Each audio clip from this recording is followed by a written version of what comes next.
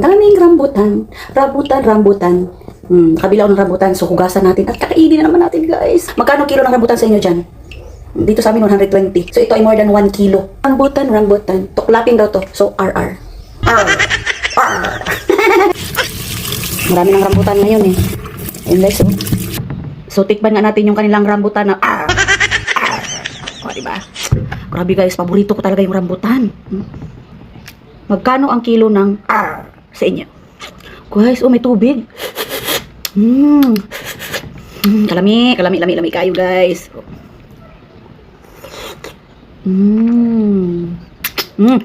Huwag niyong gayahin to mga bata ha. Pag kumain ang mga bata ng rambutan, huwag niyong gayahin ito na ganon, hindi. No. Dapat ganito lang. Kasi tuklapin ito. Ganunin nyo lang ha mga bata. Para iwas disgrasya. Ganyan lang ha. Ang bilhin nyo para matuklap. Sabay.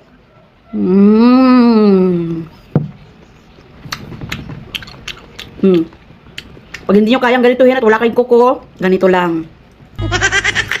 Ganon. Sabay. Bulikat. O, diba? Ganon lang. Kasi malaki, di siya pwede. Baka maludok mo. Ganun lang. Kalami ang fresh from the punuan.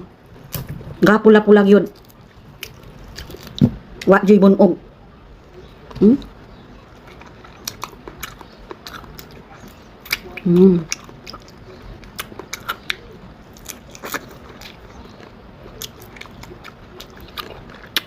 Tanggal ang unod tanan.